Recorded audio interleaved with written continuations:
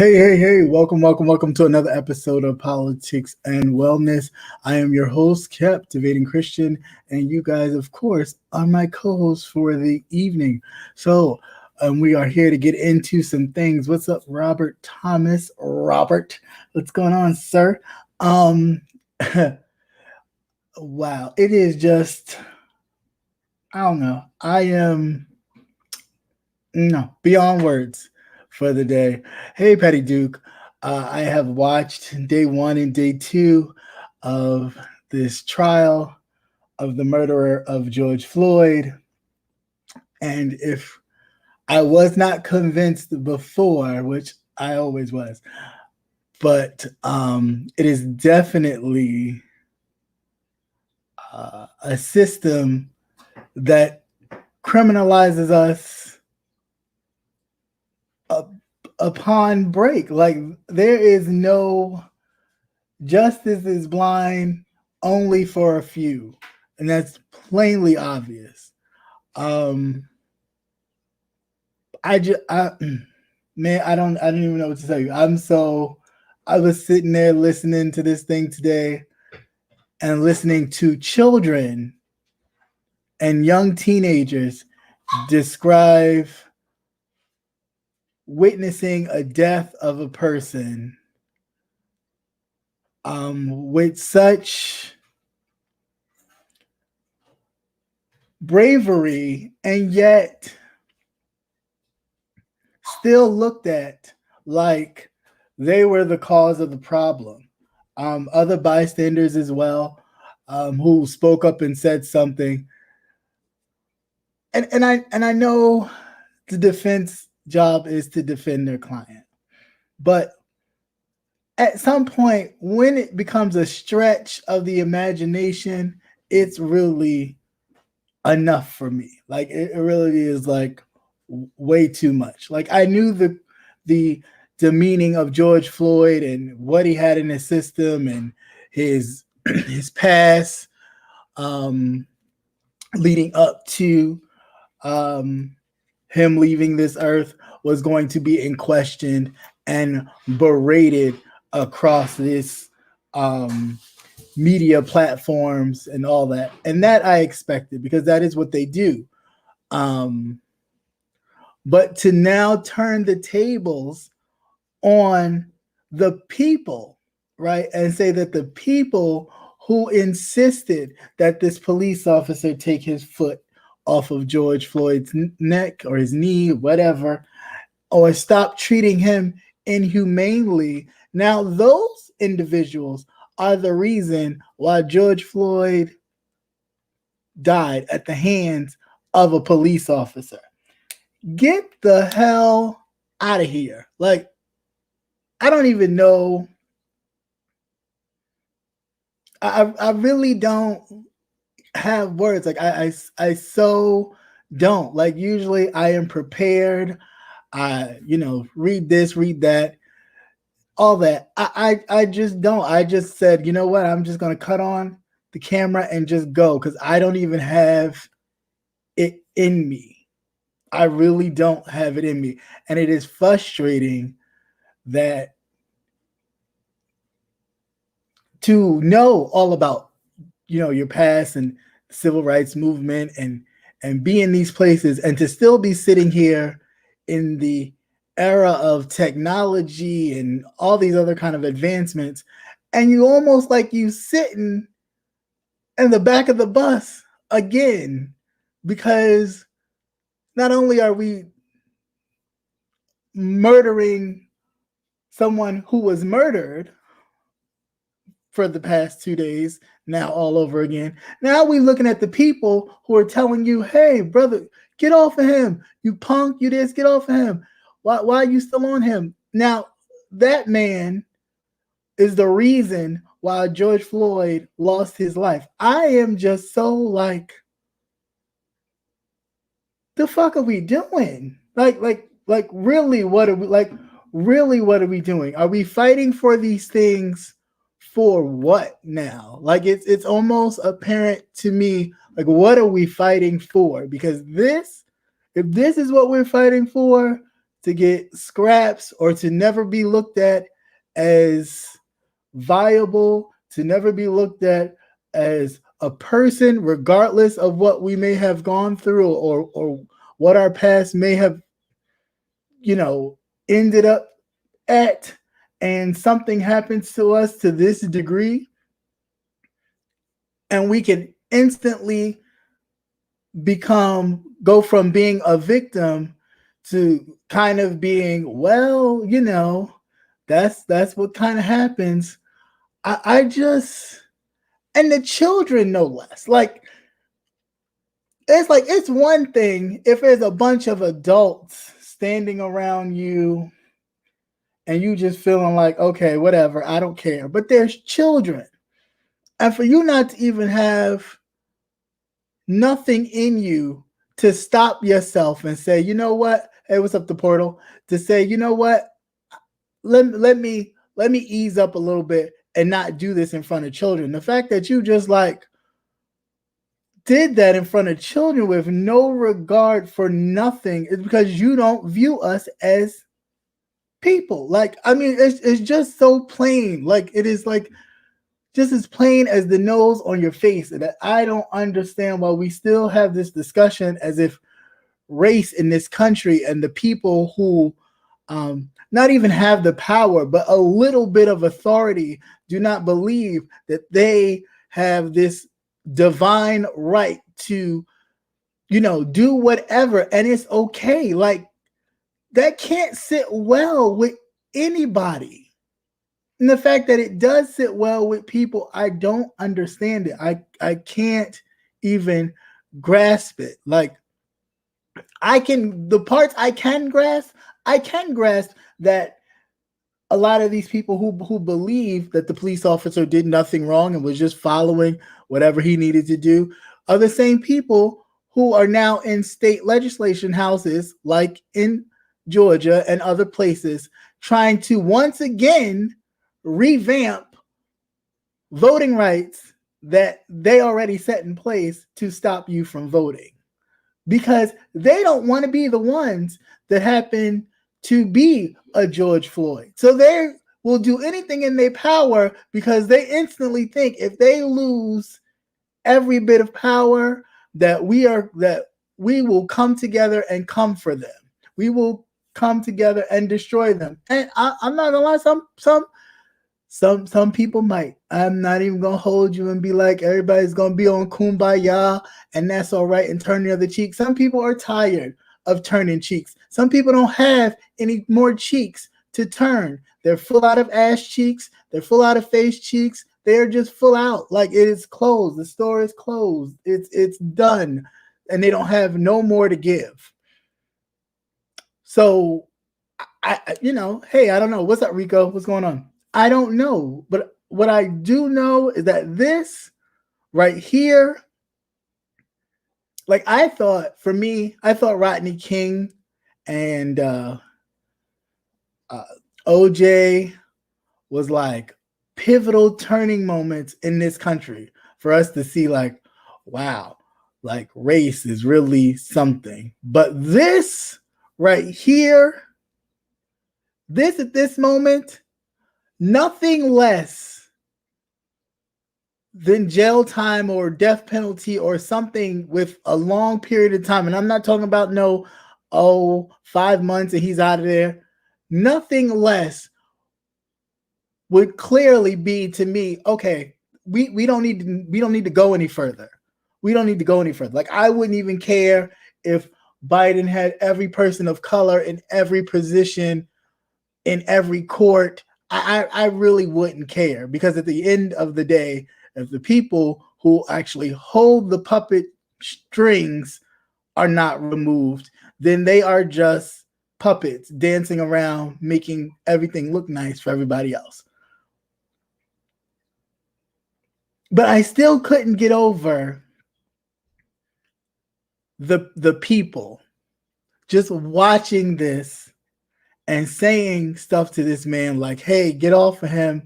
Hey, he's unconscious. Can't you see he's bleeding? Can't you see he's this?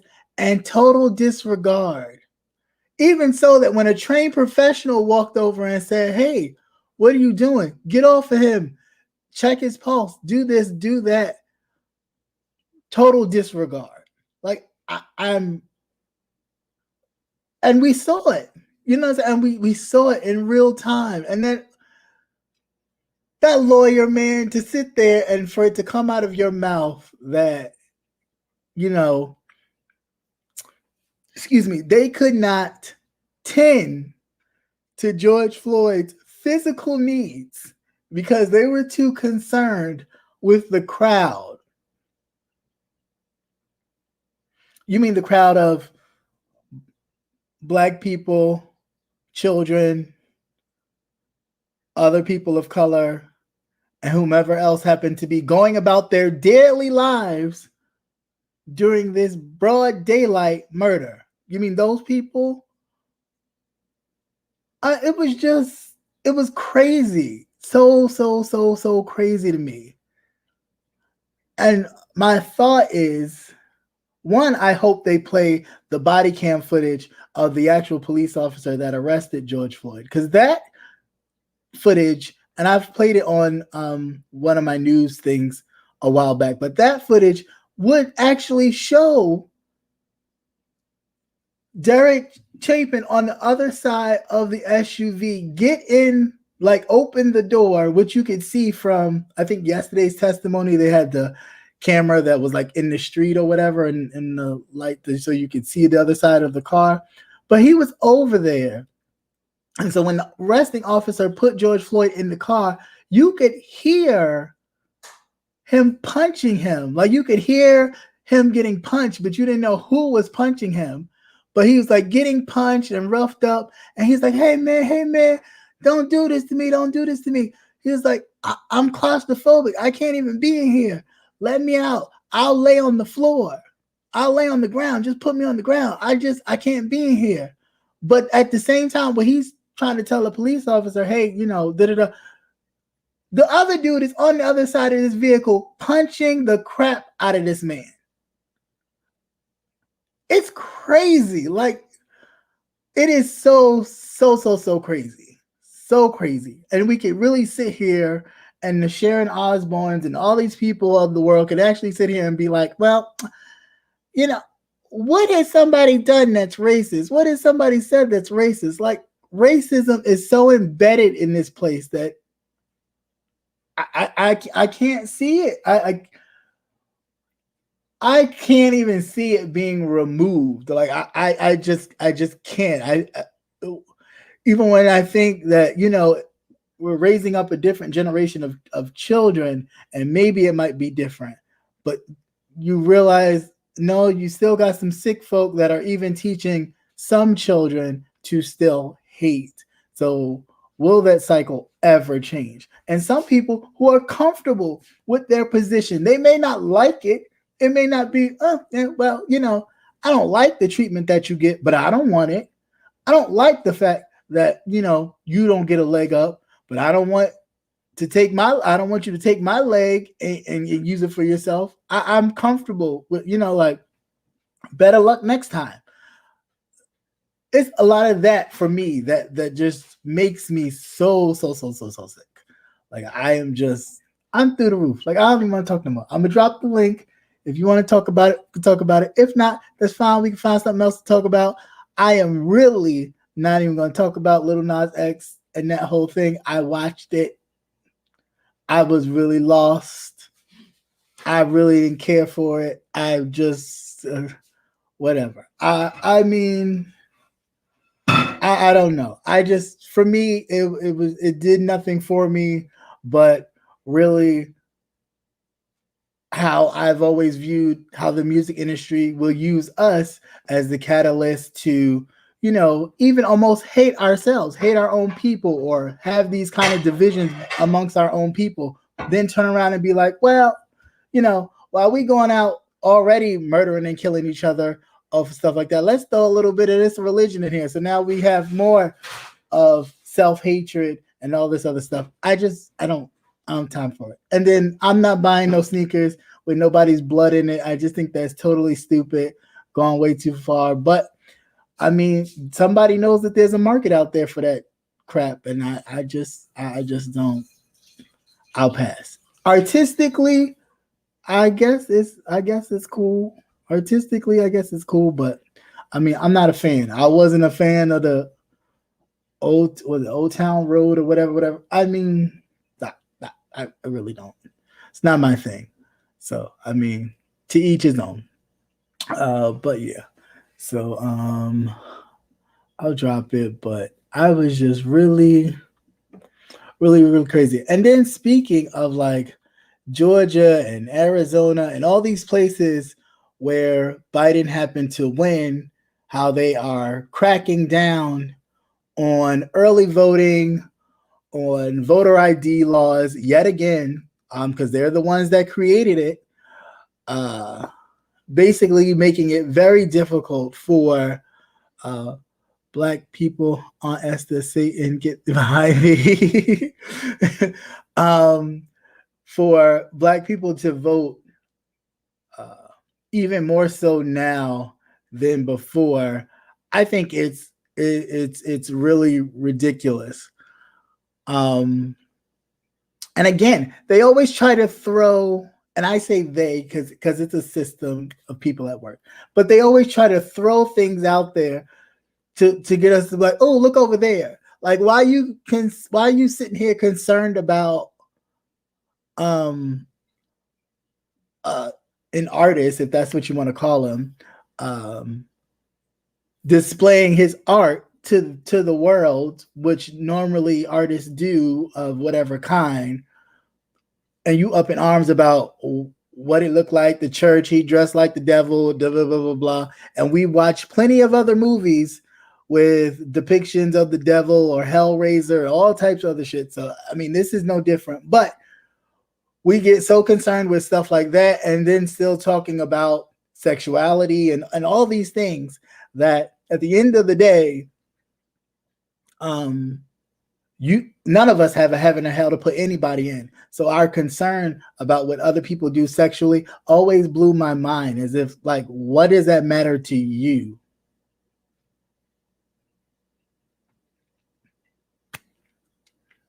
If I'm not doing you, then why does that matter? So I just never understood the concern about what other people are doing, even when it comes down to, oh, well, we gotta keep our race strong, and they try to, feminize the Black man. No, not really. Not really. I mean, inwardly, we do a lot of that ourselves. Okay, we got some fathers, some uncles, cousins teaching the little one, oh yeah, you got to have more than one girlfriend. You got to have all these girlfriends. Even if you marry, have a wife and other girls. That's the only way you a real man. Who's doing that? And I mean, for some people that works, but you can't base somebody's manhood off of that. And that's what we seem to base your manhood on. How many girls can you rack up? How many women can you have? How many? You're a man with the babies that you leave in this world. Not did you raise them? Did you teach them? Did you actually bring them up? Did you support them? No, but how many kids do you have? So then every time, you demise and you got all these people showing up at your funeral talking about something. Oh yeah, that's my father. Oh, well, that's your father too. And this is your father. Like, well, it's really, it's so cheap. It definitely is. Family Dollar. It's so cheap. It's like, 1 minute we sitting up here talking about that, and then the next minute we trying to be like, well, that's because men walking around here wearing dresses and heels and stuff. Oh, okay. Let's delve into that a little bit. Flip Wilson wore a dress and heels. Did it make Flip Wilson like Okay. Did people watch it and support it? Yeah, they did. They did.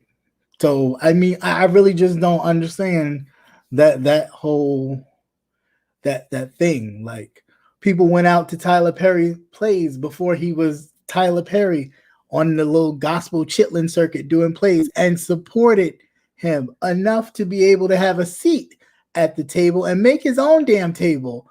But now all of a sudden it's a problem for a man to put on a dress for your comedic, thing. I just it's a bit it's a bit confusing. The white folks that we learn about in history was our founding fathers, quote unquote, were framers of this nation, wore wigs and heels and stockings as fashion that the men would wear. But I mean, to be true to form, let's really be real about it. They wore wigs, they wore tights, they wore heels. So I mean, I'm just not like, and it's not for everybody, and that's fine. But we need to like really cut through this mess that's causing us to look at each other, walking around hating each other, or having this kind of I think it went too far. I think it may have gone far, but listen, this is a religion that, love it or hate it, was, here you go. You're going to learn this. This is how you're going to worship God. This is how you're going to gather. This is how you're going to do this. This was not, a lot of these practices were not something that we inherently, knew and was raised up in. A lot of it, yes, was passed through and kind of made its own spin. But let's be very clear, all of Christianity was given to us. It was enough to where in which we could sit here and have a whole discussion about how slavery was actually in the Bible, which the people used to keep people enslaved. Like, obey your masters. Oh, okay. Well, I can't read it for myself no way. So if it say obey them, I guess I got to obey them. And you had the people like Nat Turner and others like, hell no, I'm not doing this shit. I'm out of here. So I really, at some point, you're like, what are we doing? What are we doing? I can't. In the booth, in the corner, in the dark. Yeah, I mean, we somewhere. We not where we need to be. We definitely not where we need to be. Are you ready, sir? Okay. What's going on, sir? Evening, man. It's like you're having one here. I am. I've just been all day. I've been sitting up there on working and then yelling at the computer screen on the other side because I'm watching it like, are you serious? Did he really just say that out of his mouth? I was like, you know what? I can't. I was when I was watching it, man. I was like, I was just real surprised that they're just grasping at straws and they're just trying to make. Try to discredit everything. Everything. Like, so when the kid was sitting up there saying, that the EMT worker was like, check his pulse, and he refused and just continued to it was just like, what more do you need? Y'all don't even give people that y'all call criminals that happen to be black and other people this much leeway. Like, not like, you don't even get this much kind of, well, it don't look like he might have been, viciously killing them. It's just like, dude is sitting in jail right now waiting, like, I'm just over it. Like, I really am. And well, yes, you know what? It's because when it first came on, I was sitting there and I was contemplating. I was like, you know what? You really just don't need to watch this. Because you had enough. It's been a long year. You need to take a break from it. I'm tired. Right. And then when they showed the video clip again, I was like, but you got to watch it. You got to watch it. You know, Yeah, you definitely have to. I really wanted to see what kind of defense they were going to cook up. I Yeah. was so curious on to find out like what kind of defense are you going to cook up for this one? Like this is going to be good. And sure enough, it did not. It has not, and I'm sure it will not, moving forward, surprise me or fail me to where I feel like, wow, that was different. But for you to blame the people, yeah. Oh, you know what's going to happen now? Now we're going to start making legislation to where in which people that are videotaping these acts of violence towards people are. Well, they've done that. What state is that? That even if you say anything to the officer, that it's an arrestable offense. Can't remember which state it was in. I will check. But I'm not surprised. But the way it was just coming across, I was just like, seriously? Like if it hadn't been for these people and these young people, Lord knows if we would even, it would have been 2 seconds, and it would all been, it was purpose. It was, it was justified. Moving on. Like, the only reason why is because you get to see this video of this man's life escaping him, and you just like, seriously? Yeah. But it started off good with the 911 operator. Yeah. Now she wasn't even physically there, but just from the cameras, when she said that, she happened to look away or whatever, and she thought that the feed had frozen. Yeah. And it's like, that's unusual. Nothing's changed, Now, if she wasn't even physically there and she noticed that something was out of sorts. Right. And called the sergeant to say, hey, this don't look right. Come on, y'all. Like, we really cannot keep giving these murderers, I don't know, wannabe whatevers. Like, we cannot keep giving these people passes. Like, this is crazy. And to keep seeing this, and then you got the family going through this, and then I didn't even think about it till I looked at it. It's like the children, like there were children out there just going to the store. The one girl was 17 and the other one was what, 9? 9 at the time. Yeah.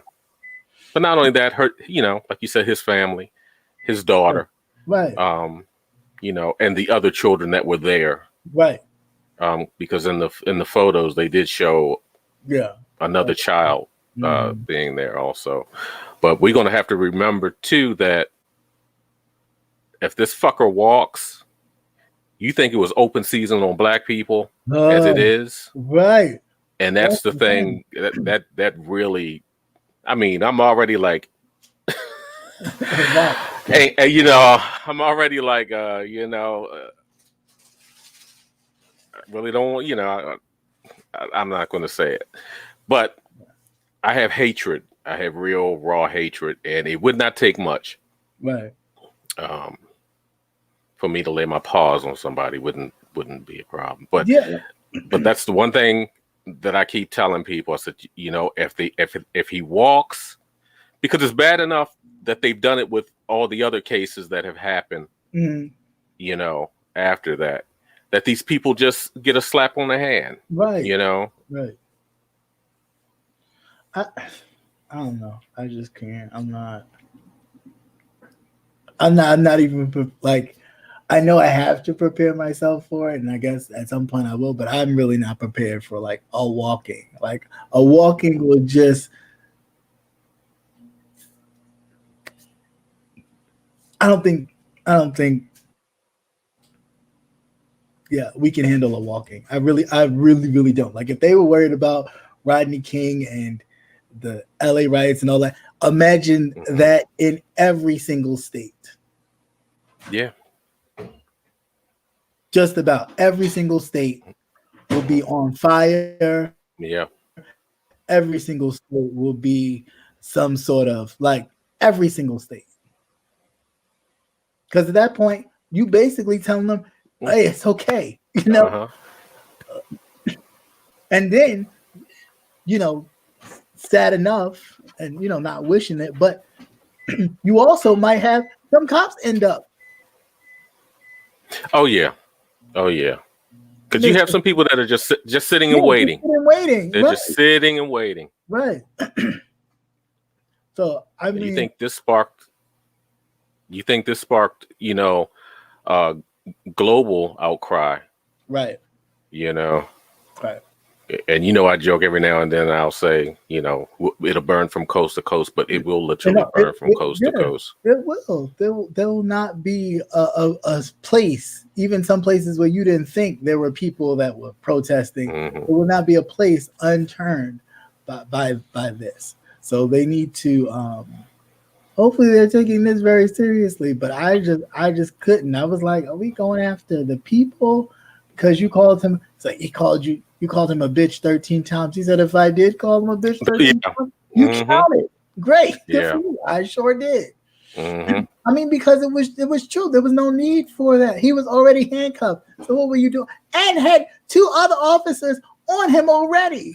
Yeah. Now, see, that one I didn't see, when they initially showed the first video clip, which was the one that the young 17-year-old girl had taken, you only saw the 2 officers in the front. But then when they showed the other camera angles that were coming from the shop across the street, I was like, well, goddamn, they had 4 people on this guy. Right.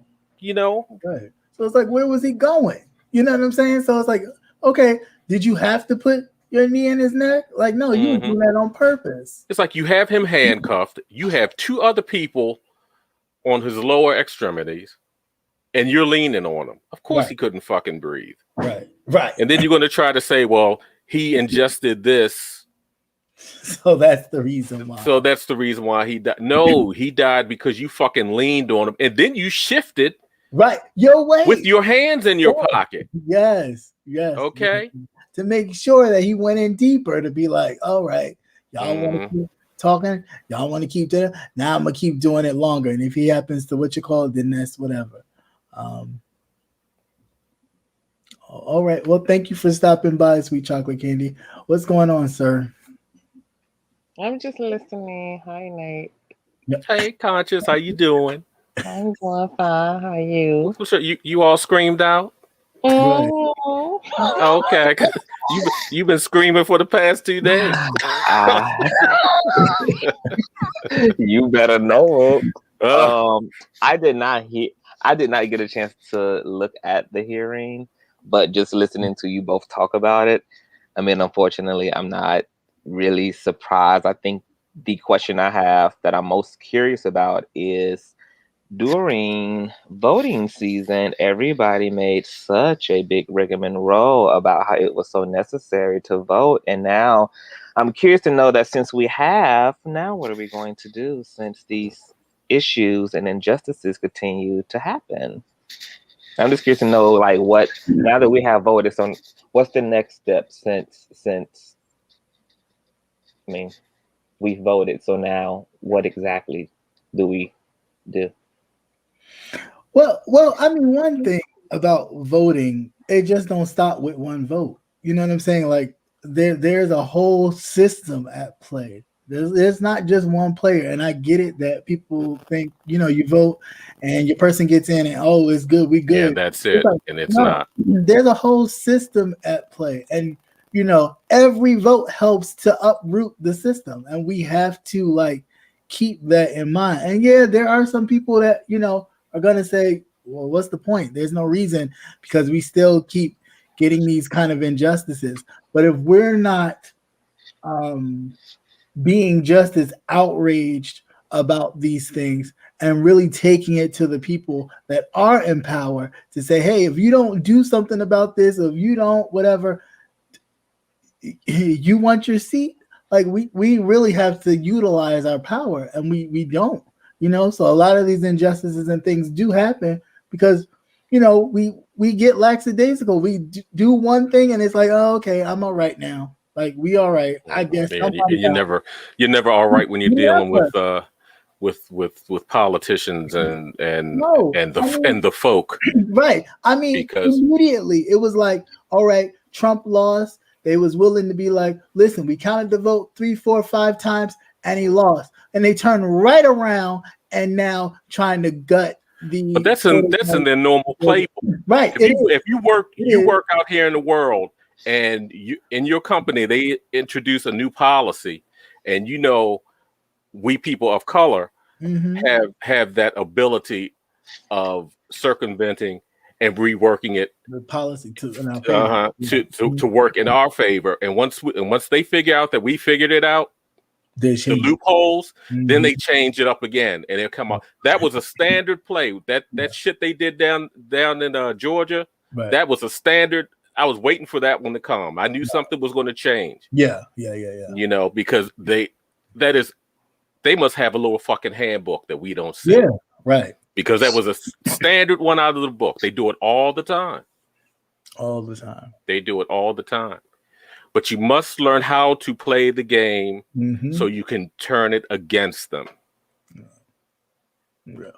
And go ahead. No, I was just going to say, I like what Patty Duke said there, that we have to let the system know that we have a voice. I'm waiting to also know, like, when are we going to let them know that we have a fist?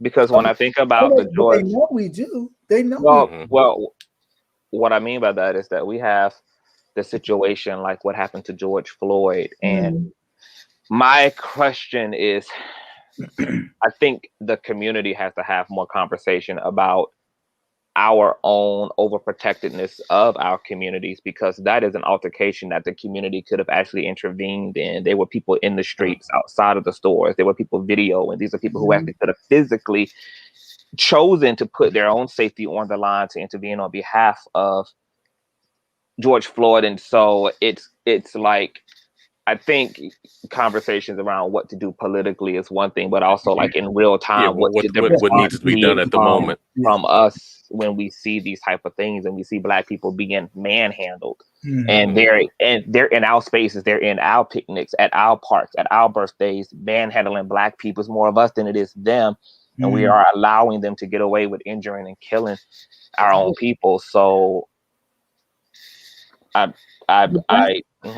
that's psychological. That's just like, with slavery. You had all these slaves and nobody felt the need but a few to be like, you know what, I ain't doing this shit, and kill the master and like kind of overturn the system, because mentally it was like, well, listen, if they do this, they're gonna tar and feather us, they're gonna this is gonna happen, that's gonna happen. And when you get that kind of control over people, you're dealing with a whole different thing. And a lot of times it's like that. It's the, well, if I do, they're gonna shoot me, and then I'm gonna be dead too. And then who's gonna tell the story? So it's a lot. Instead of people just saying, listen, I will lay down my life for what I believe in. Yeah. And we don't.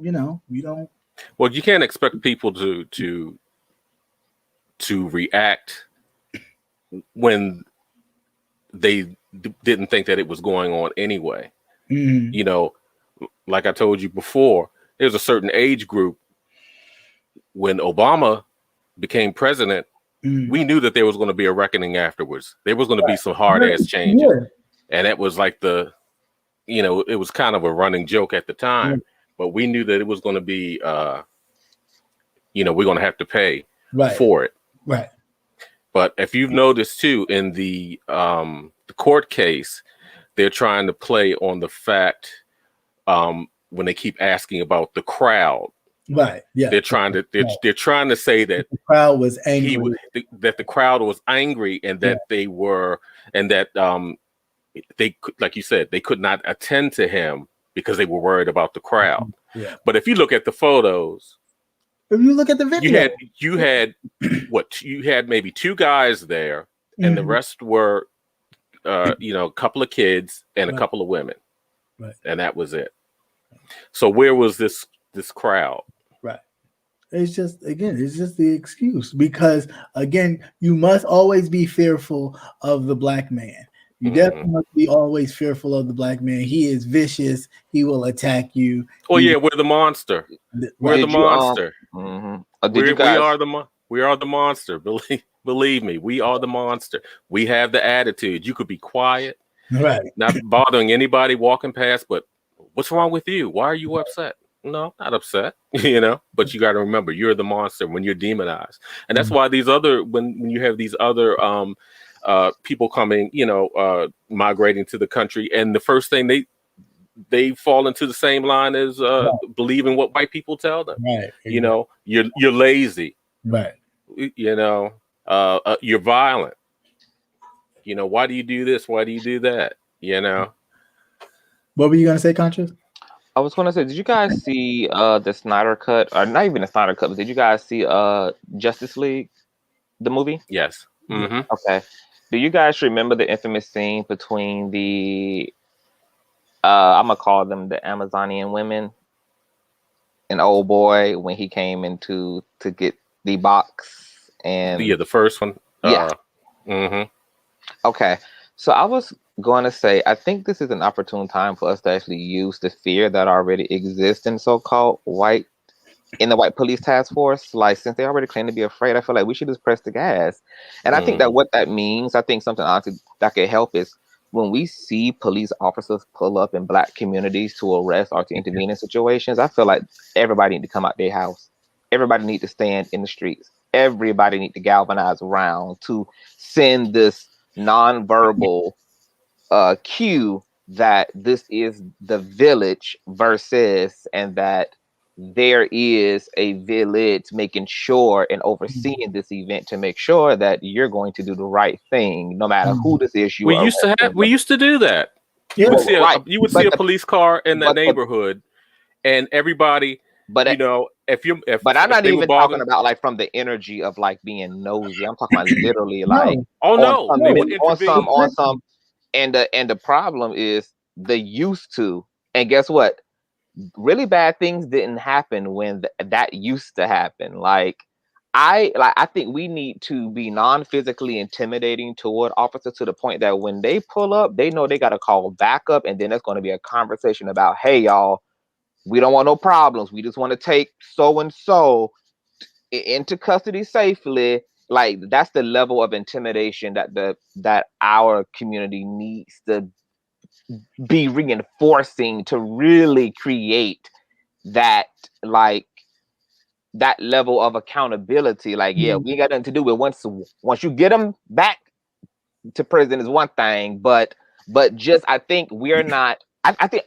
I guess the both what I'm saying is that I just feel like we could be doing things, very practical things that can help give us more agency in these scenarios, since these officers want to call themselves police in our neighborhood so much, and moving through Black communities and coming into Black neighborhoods when there's domestic violence issues or whatever the case may be. Like, I think that we have to, because our lives depend on it, our children's lives depend on it, we have to get back to this place where we are a village again, and we're nothing without this. Like, we're nothing without the spirit of community. And right. I fully believe that these issues will continue to be what they are until we become an overall family again.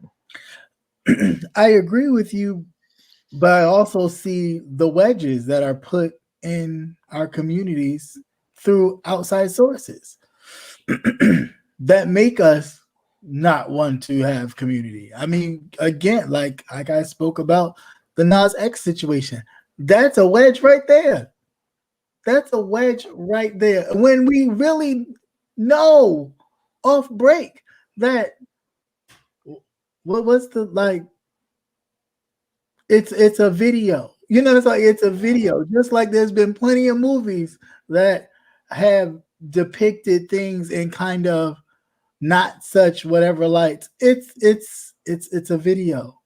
The true issue is you're more concerned about that being pushed on the agenda for kids, or this agenda, quote unquote, being pushed forward. You want to talk about agenda? Talk to the white gay folks. That's who you need to talk to, because whatever agenda you think is cooking up, them the people that's cooking it up, and they throwing it at you so you can be mad at somebody else who ain't got really nothing to do with it. But they just, you know, whatever. Well, two things with that. First of all, like the point of us having allies is our white allies are the ones who need to be talking to their own people about this, because we know what these conversations look like when we try to talk to people who already can't relate, don't care, and lack empathy. So not the only whole that it's an old conversation. Mm-hmm. So the power of white allyship is because these are people who are going to talk to their own people. That's what they need to be doing. But in terms of something else that's missing in terms of the wedge is we've really moved away from community as a whole, which means that what's been subtracted out of that also is community organizing, and how we used to even politicize the church and have these community meetings and spaces and talk about things as a community. We don't do that anymore. Like a lot of that grassrooting stuff is further removed, so that when they want to insert wedges, I think they're going to insert a wedge like we come together as a community and we hammer out our political difference, our social differences. We unpack this stuff. We come to common agreements, and we keep communicating amongst each other instead of just buying into the stimulation and then reacting upon the stimulation again and again and again and again. Because we used to talk as a people. We used to talk. Yeah, we need to have an internal truce. Right. You know, we really do. And look at and remember that we are people of color first, as a collective, and move as a collective, and not letting these little small things continue to divide us. I agree. But y'all didn't enjoy the video? I found it quite humorous.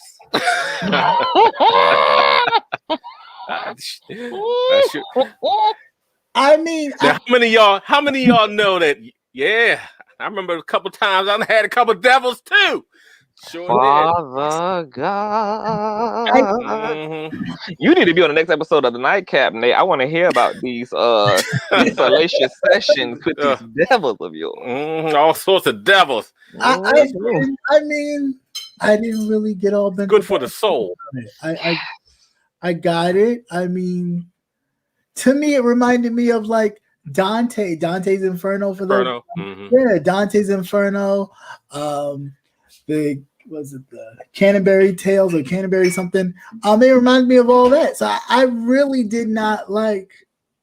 Y'all don't read. Like I'm really like, okay, a lot of people must not read because the same depictions are in a lot of those books.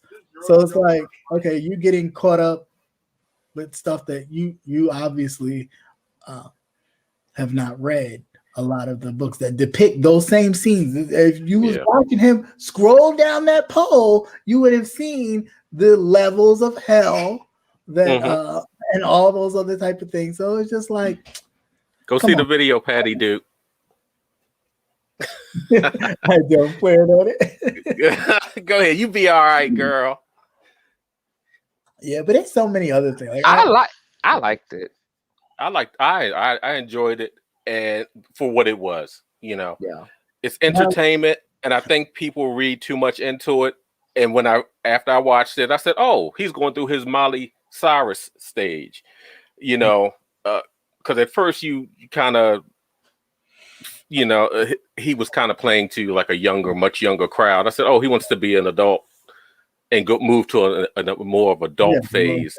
And I just said, "Oh, okay, that's cool." I said, most of younger kids wouldn't have gotten, the writing that was on the tree and all the rest of that.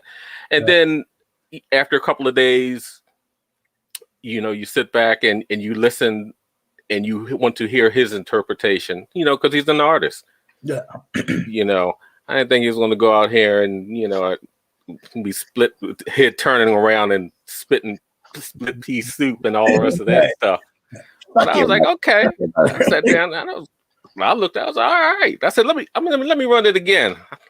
See what everybody was upset about. All right. Actually, for the first time, I ran it today. I didn't really listen to the lyrics. My whole thing was that's the first thing I do. I told you the last time. Read the lyrics. Don't sing the songs because you don't know what you're singing. You be looking foolish out here. Read the lyrics. I have to read the lyrics. See, and then of course he had the letter to himself, the 14-year-old self. And I was like, okay, I understand where he was coming from. So I was like, it's entertainment. I think sometimes we put too much into it. Well, I just think he's going through his Miley Cyrus stage. But you know what really sent the people over the edge? Like video was one thing, but it was like these bloody satanic shoes that he's launching on Easter. No, That he was sent making the people coin. over. That was right on time because he only made a limited pay. Who's going to pay $1,000 for a pair of tennis shoes? I mean, but they were gone in a minute though, and that's exactly what Even though I think Nike is suing the company. Yeah. But from what I understand, this company has done something like that before, but like a God version or Christian version, white tennis shoes or something like that. But because it's a Christian, but because it's a Nike product and they don't like how it's being represented and it's their intellectual property, they get to say that we're not going to allow you to do this with our shoe and represent our shoe. Our product. That and the fact that people were blasting Nike, right? Because they thought Nike did it, but the way that all these sneakerheads are out here doing these shoes nowadays, anybody can get a hold of it and redo it. But do you really want people like wearing satanic apparel? Like, do you think that's you know what? I don't really care. I don't look at the shoe. I'm more afraid of the person that looks like me. Because they have, they're so funny. You can't see it, of course you see the devil and the horns and all the rest of that. That's what we're used to seeing. But I'm worried about the devil that looks like me. Yeah. But people who into the devil tend to act like the devil. And I feel like if we would be just as outraged over an American walking around like with Osama bin Laden on a pullover, or we would be upset if white people walked around with images of lynched black people on. Why would we not be outraged by people supporting a evil and wicked ideology or a symbol of the symbol of the root of evil? Right. But let's just kind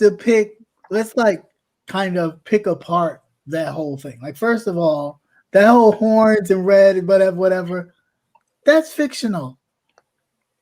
But people believe in it, and that's how it becomes real. Because a lot of bad things have happened in the name of religion, including September 11th, which happened in the name of Allah, like a lot of the Inquisition, the Dark Age of the Church. So the religion we know is mythology, but unfortunately, people adhere to this mythology. They adhere to these systems and allow those systems to inform them about the way they behave in the world, even if that's to become murderous and to create mass genocide. Like, look at Hitler and how all of his spiritual beliefs led to the motivation behind his treatment of the Jews, etc. Like, this stuff is real, and it concerns me because of how real people take these ideological systems, including Christianity, which is why I have so much crap to say about Christianity too, because of all the blood that's on Christianity's hand. But this has happened before. You're younger now. Father God. Yes, yeah, it's a bitch. But you had rock and roll. Right, yeah, and some hardcore heavy metal bands and everything, and they were, they had, the photos on the album, which we had albums on the album cover, and not only that, the lyrics of their songs. Little tricks that they used to do was have chants and play, and you backmasking, and you roll it, spin it backwards, and you hear like chants and all the rest of that. So we've seen it before, and go ahead. Well, I was just going to say, like, what's interesting, because something I've been arguing is the context of this too. Like, we're living in a time where COVID-19 has taken hundreds of thousands of lives. People have been evicted. People are dying all over the place. We have mass shootings all in Atlanta, mass shootings all in Boulder. And so my question was just like, why is it how is this a positive thing to insert a symbol that represents more of this carnage? Like, it seemed, it was so, I took it so personally because people are out here acting like the devil, and you want to introduce Luciferianism into the equation, a equation that's already completely upside down. And I just feel like, unlike a lot of the times, first of all, so as Black people, we think of white people as crazy anyway. So when white people do anything in rock and roll, it's just like they're already like we look at people as reprobates. It's like we expect those people to be that person, but we have one of our own now, coupled with everything that's going on in this country, and it's upsetting because it's like, why are we glamorizing evil, and yet we're saying we are the non-privileged people. We're calling ourselves the minority community, and we want to insert Satanism into this crazy equation, and we sitting here talking about this hearing where we're also dissatisfied and not liking what we're hearing. And it's just like, and y'all want to hell Satan. Okay, well, that's not upsetting to somebody. That's completely like, I just don't, why? Like, why? Like, why would you want to encourage the energy that all this hate even comes from to begin with? But that's the thing. It's almost like for example, like you being what's your Wiccan or whatever. People. I'm everything. Thank you. I'm every woman and I'm everything. Continue. It's all in you. So I bet it has been. So Christian's going to be someday too. People want to say like what you practice is, satanic or. And that's why I don't mind teaching. That's why I do so much teaching to enlighten them. Right, but that's the thing. It's all about enlightening education. But when we don't do that, you leave people out to their own devices. Which, to my point, that training and learning really starts at home. Mm-hmm. We've been so dependent on allowing outside sources, even some churches, quote unquote, to train and teach our children when they weren't equipped to do so. Yeah, you're absolutely right. What's the point of having your kids know about something? If they're not getting it from home, they should be able to identify it. Exactly. And hopefully make the decision, for themselves. For themselves after knowing, and being full with the knowledge that, okay, this, that, and the other, blah, blah, blah. Now I can go out and decide, that's something I'm really, no, not really. I mean, because all that to me was just like, okay, all this is fictional. Clearly, if you actually read the thing, but it's it's a bizarre thing to even call it fictional, especially for people like me who have participated in exorcism rituals. They're actually survivors of demonic possession. Like, the paranormal is not fictional. No, these symbols in these religions are not fables. The reality of spiritual law, spiritual reality is real. And for somebody of this level of privilege, also align himself with this type of ideology and have the resources to communicate subliminal messaging. Because as Nate said, we're talking about backmasking. People wouldn't have thought that if somebody just said, hey, they're putting reverse messages in music, we'd be like, oh, what's the big deal? Well, the big deal is the reason why backmasking even got put on the market or even became a thing is because those records were actually encouraging conscious thoughts in people who wasn't even consciously interpreting the messages in reverse. And then this got into the hands of scientists who started analyzing the records, and then they accidentally played one of the records backwards and saw that, oh my God, there's a backwards message in here talking about drugs and cocaine and getting high. And this is why the listeners and consumers are saying, why is it that I want to get high and why is it that I want to smoke? But the song lyrics don't even have anything to do with that. Yeah, the song in reverse don't have anything to do with that. They used to do that in stores. The music that you would hear when they used to play music in the background, they were running subliminal messages within the music of the stores. Wow. And so this is what we're talking about, the subtle art of seduction. And so we can't act like there's no impact to imagery, to sounds, to frequency, to vibration, or to messaging, because there is data to support impact of these things. And so that's why the conversations are strong around why somebody of this magnitude with this level of fame, what does it mean for him to want to use those resources possibly to negatively impact the demographic or to negatively impact the culture. But there's more impact to that when the people who are watching it are not educated and informed themselves. It's one thing if I'm educated and informed and I'm watching something, I'm watching it and just taking it what it is. I'm not going any deeper because I already know, okay, this is. But that's the big problem. The other.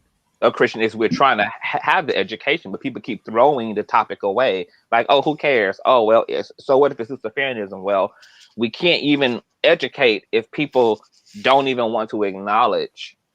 Like don't even want to acknowledge what's even going on and don't want to have the conversation. I want to reduce the conversation because maybe they're not spiritual minded or maybe they're uninformed or maybe they're whatever case may be. And it's like, right. But that is the problem. In essence, that is the problem. It's not necessarily, it's we have a lot more people who are not aware or whatever, and sometimes they are in charge of things like the church and all these other things. So it's you spewing out all this kind of garbage instead of educating and uplifting, instead of really breaking down scripture and text to the point where people are fully understanding it, not understanding it on a level where in which it makes things like, oh, you seen that video, it was satanic, or actually breaking down the Bible when like, first of all, this is this, that's what that means. This is all due to interpretation. So just like you watch that and you interpreted what you wanted to interpret, it's the same thing when you're reading.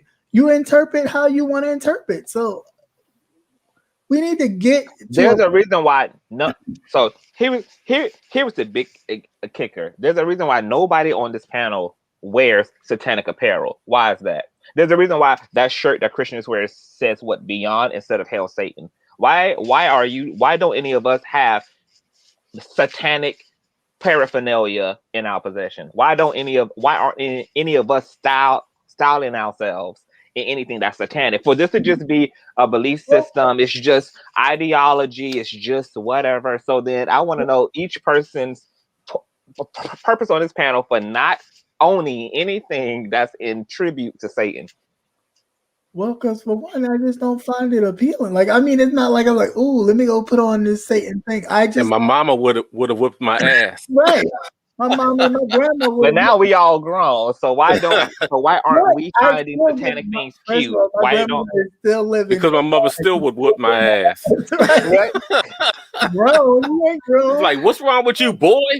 Right. It is. Better get out this house. But it's because the reality is, even y'all know, and y'all don't want no relationship to what is connected to that energetically, what's connected to that subconsciously, y'all don't want nothing to do. You don't want to invite it with whatever that going on with Satan.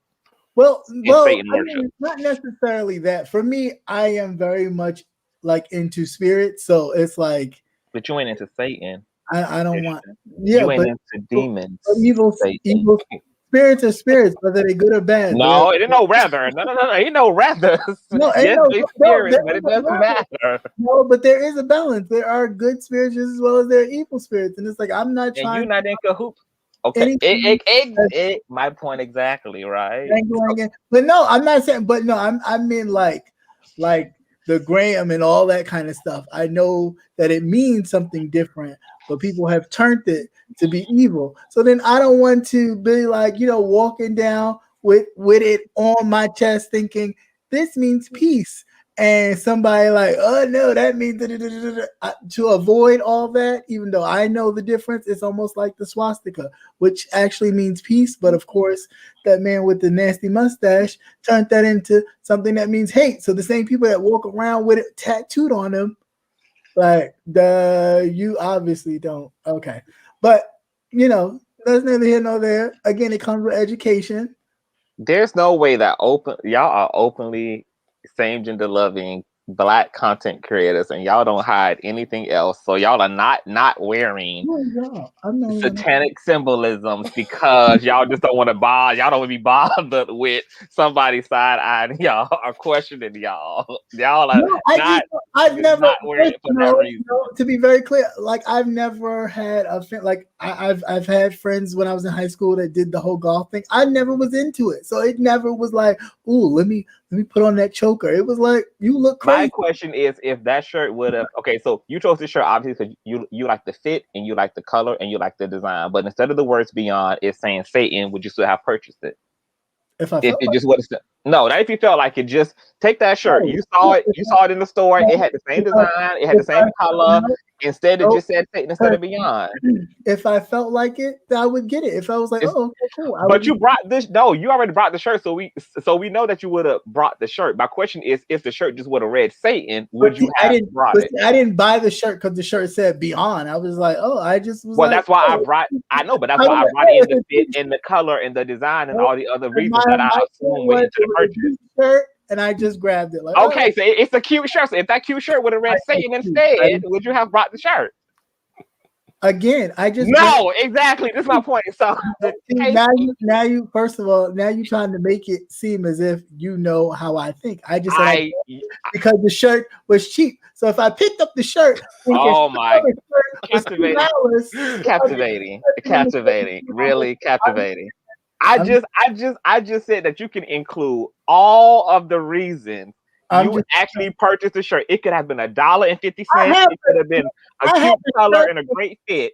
But if it also would have read Satan instead, would you or would you not have purchased the shirt? I would have probably purchased the shirt if it was live. And Marley, you couldn't even. It's like you just want to say that you wouldn't have purchased the shirt, bro.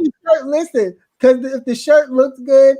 And if it said Satan, I would probably get it. However, because tell me, I got a shirt. Because it took you 7 minutes to say I have tons of shirts that say a whole lot of stuff. Yeah, and none of them say Satan, ironically, which is my point. None of them say Satan, which is my point. I don't go around shopping for certain shit. Exactly. My point exactly. You don't go seeking it. It's different for somebody. You don't have to seek it. It's in the stores with everything else. You just not gonna wear it because you don't want to be associated with what stores. No, stop. What stores? Spencer's. Any store, Spencer's, Hot Topic, Walmart, Target, I don't know. Any other all retail stores. I don't shop for clothes. Oh no, so I wouldn't know. It's like look, look. I feel like it's become outdated it's become like old school to say this is simply evil and I stay away from it because it's evil. It's like we're scared to like just put a foot and say this is fuckery. Like this is fuckery. This is dark. No, you know what's going to boil down to. By next week, we won't remember this shit anyway because our attention spans are so fucking short. Right, that part. It'll be something. If them shoes come out, this is gonna be next week content. Oh, they've already come out and sold out. Well, see, they might not actually roll out because the lawsuit is happening, so that might curve the actual. Oh no, they've already, from what I understand, they've already sold them. Yeah. Well, they've already been purchased, but they don't roll out until around Easter in terms of when they actually get sent out. So depending on how the company responds to this lawsuit, they may actually just refund folks their money and not send out these shoes as a result. No, I'm sure they'll send out them shoes. Mm-hmm. Get them. They paid for them. Yeah. They use that stimulus money. Right. $1,018. Yeah. That's the cost of the goods. They sent them out already. No, damn, but they should have paid their rent. Because all that's going to do is bring publicity to the company, and then what people are going to do, people that support that type of fashion, are going to do the same thing that they've done to a lot of these other murderers and killers, is go to their GoFundMe's or whatever kind of little thing and drop some money on them. It's a lot of people that we support that we think ain't about that actually, support stuff like that. So we don't know everybody who is, rah in that. Ooh, I like that concept. Hail Satan and all that other bullshit. You know how our parents used to always say, like, when we would purchase like Ralph Lauren or Tommy Hilfiger, and say, "Y'all know y'all only paying for the name," and they were correct. Yeah, I am paying for the name, and so that's the kind of unfortunate way that like bull crap can fickle into consumers, because it doesn't, even if it's wicked and dark, because of and that's why who's selling it is so important too. That's why the gatekeepers need our celebrities. They need famous people. They need people to be adored, because they know that people will consume based upon who it is, regardless of what the content is. Even on YouTube, we go around saying people have a cult following, that people endorse really bad behavior simply because of who's committing the bad behavior, because that's how much power influence has. And so yeah, people are going to buy this stuff, but it's also sad that shepherds get to exploit their sheep in this way and get to be dangerous shepherds. And just like this system wants to hold Trump accountable for the insurrection that happened. Like, it's interesting to me how we don't want to make the connection between like those followers and Trump as a man saying the things he said that led to the motivation that they did. But then when people who are going to endorse Luciferian ideology, when they go out and commit the same acts, are we not going to make the same connections to who helped to introduce them to certain things? Because I feel like what's good for the goose gotta be good for the gander. And this ain't the first time that this happened. When Columbine happened, they made the same arguments around the way that the video games influenced and informed the kids who end up committing. Like, what is the stimuli, and what is the relationship between the stimulation and what happens and what people are motivated to do? Like, there's connections here. And I think that Lil Nas bears some responsibility as a privileged man for what he puts out.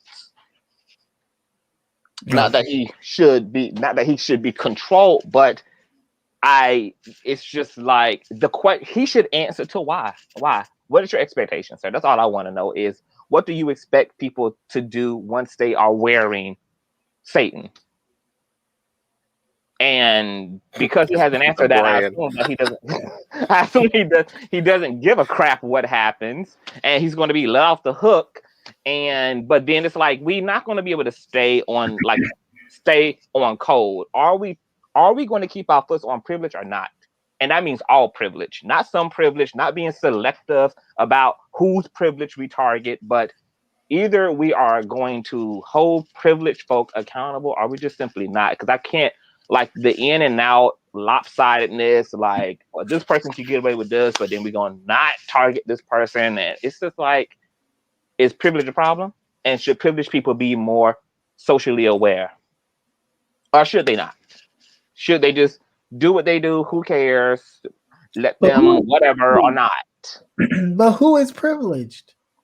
The wealthy, the famous, those who are, yeah, I think so. Because you know what? Right now, there are how many people in the chat? Like, how many people watching right now? Like, it says 7 on my end. Okay, so this is what privilege looks like. Right now, you can say to 7 people, I want y'all to go to Wells Fargo Bank and show y'all ass right now. And nobody's going to do just that. Donald Trump can have 700,000 people in a live stream and say, right now, I want you guys to go to Wells Fargo and show y'all ass. And Wells Fargo will be in ruins as a result. That's what privilege looks like. Be a lot of ass. Well, right. But they also know that there's nothing that's really going to happen to them. True. I mean, the 7 people in this goddamn room know good and well. You show your ass, get close to showing your ass. You'll have an extra hole in it.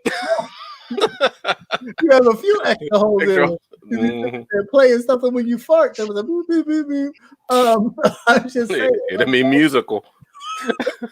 Don't do it. But I mean, that's just in us knowing the difference. But those white people were also wrong. This is why they got.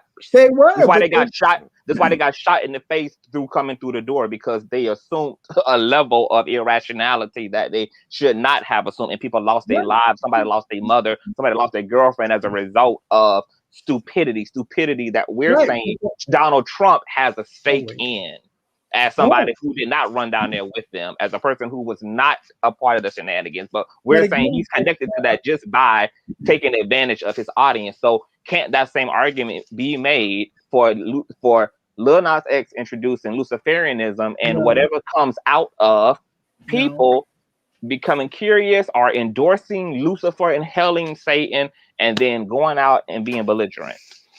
He did it for money. Right, but regardless of what, and the people behind him that pushed him was doing it for more money. But what I'm saying is that irregardless of what, see, it's intent. No, it is irregardless because it's intent versus impact. Regardless of what he did it for, just like Donald Trump can argue. Donald Trump can argue that he did not want any violence to happen. He can say the same thing. He can say, I just wanted people to go stand up for me. I did not want them to go blow over the Capitol. Of course I did. Exactly. So regardless of, Lil Nas X can say I did it for the coin. That wouldn't change the impact of him introducing Luciferianism to people who don't know any better and don't know that he's doing it for that reason, because he hasn't said I'm doing it for money. He's just introducing Satan. So it's the assumption that I'm doing it for money. But again, if I'm doing it for something, right, and I am just the artist, who's in charge of what I put out and what I promote to make sure that they make money? Is it not the label, or is it the artist? Hold the whole system accountable. All right. Hold the label accountable. Hold all the players accountable. I'll wait. So if I'm presenting something to the label that's paying me, and then I gotta present to pay everybody, including myself. If they don't rock with it, does it get put out? Let me tell you why it's not about money. Because if it was about money, I'm not even talking about money. I'm just talking about, again, if the label behind me does not support if I had a vision and they don't support my vision, does my vision get put out? Yeah, because some labels give their artists because y'all are making an assumption about Lil Nas X relationship to the label. Just like Beyonce has creative right over her career, that's why she owns her management team, etc. I don't know.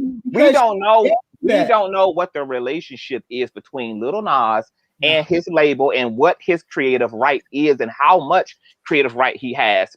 I could honestly see, because of his mass following and his cult following, now his label knows that anything he does is going to sell out. But the reason why it's not about money is because if it was about money, more than 666 pairs of those shoes that sold out in 60 seconds would have actually been sold if it was about money. It's not about money, which is why he could lowball the number and only sell 666 customized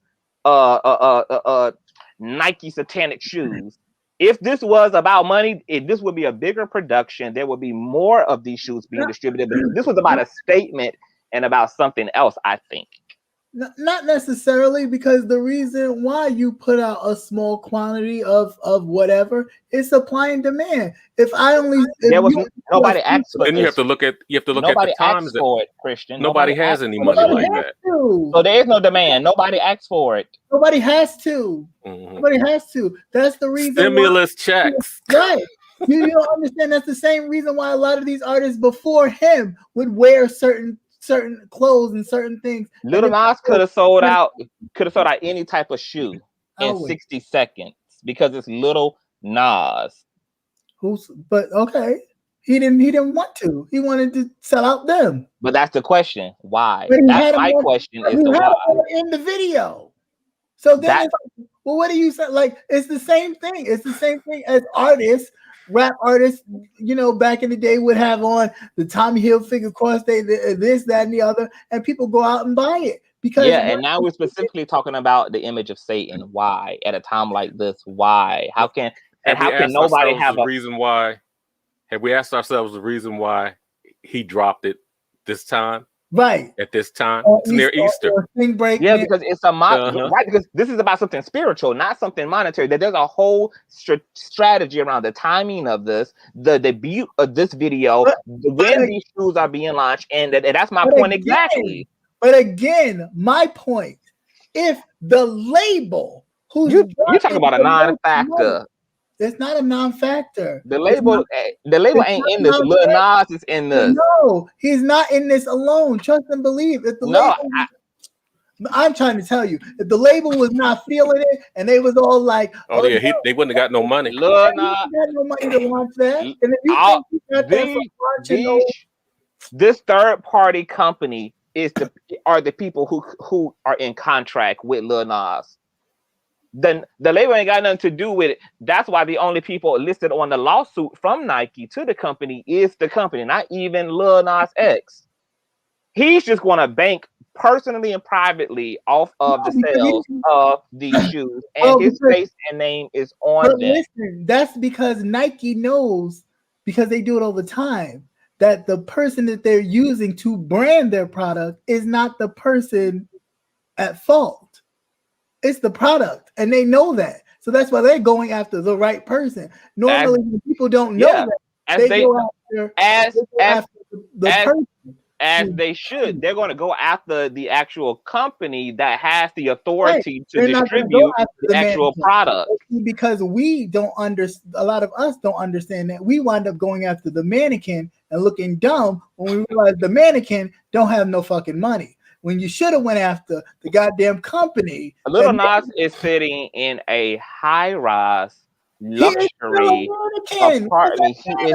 He is a. Have you checked out Lil Nas's network? We're talking about a freaking. You talking about you don't care that, but that's what we care about. Because that's what we care about. No, I'm just saying I don't care. That's what makes him privileged. It's his coin. That's what makes his privilege. It's his platform. 11.3 million followers. Again, it's always to an extent. He is privileged to an extent until somebody to show him that he's not as privileged in whatever way that is, whether that's being pulled over by the police or somebody saying, yeah, you was going to perform here, but now you're not.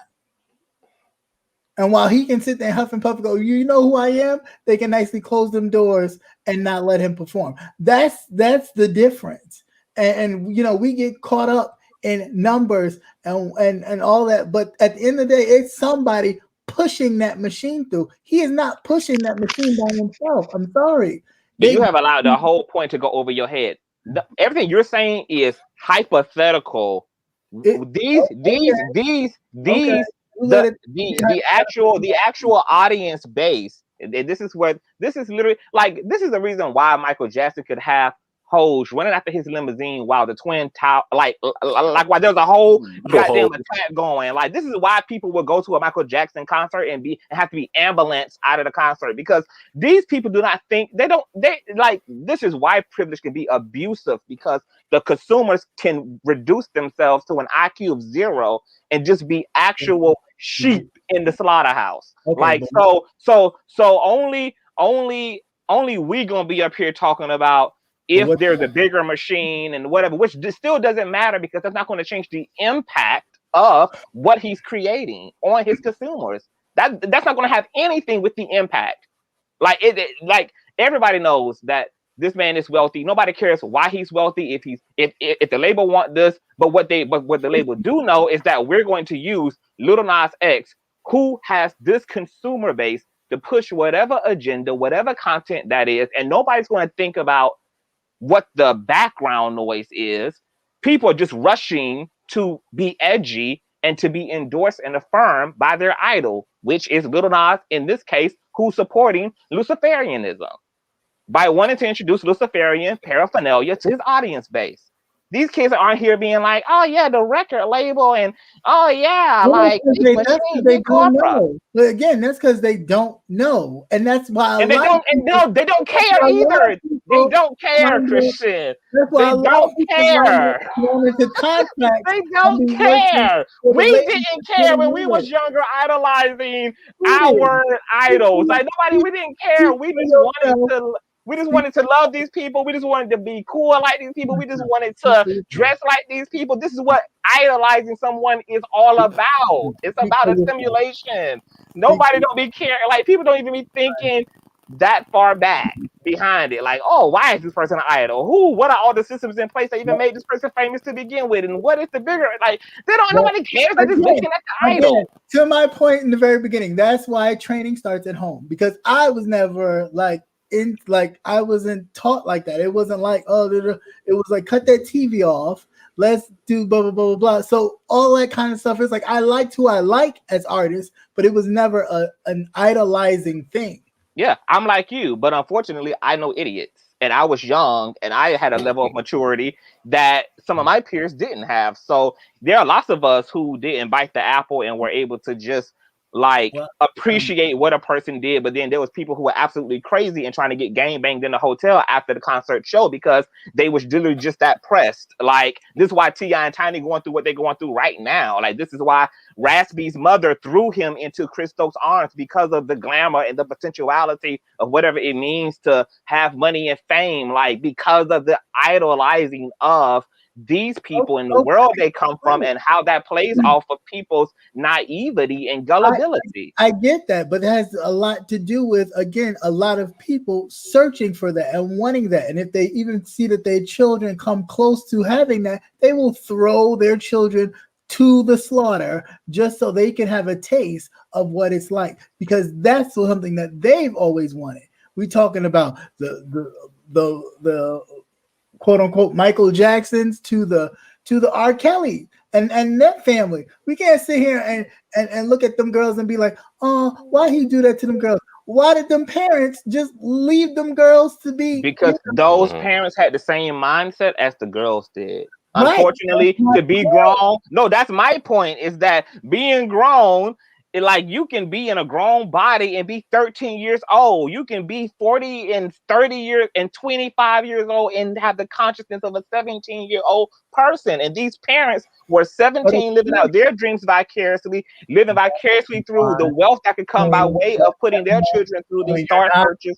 When you're not teaching the righteous stuff, and it spills out into your children, and that's why we have conversations around the difference between being a provider and being a parent, and these are two distinctive different categories, and a lot of parents don't know that they're simply only providing and not actually parenting. But also the questioning of parenting, to what degree, because the conversation can't just be like, don't do this. Parenting looks like really sitting down with your children and really explaining the way the world works. But first and foremost, maybe before even having kids, you should sit down and understand the way that the fucking world works. So it's like it's the blind leading the blind, and a cycle that keeps on giving, and we need to give it up.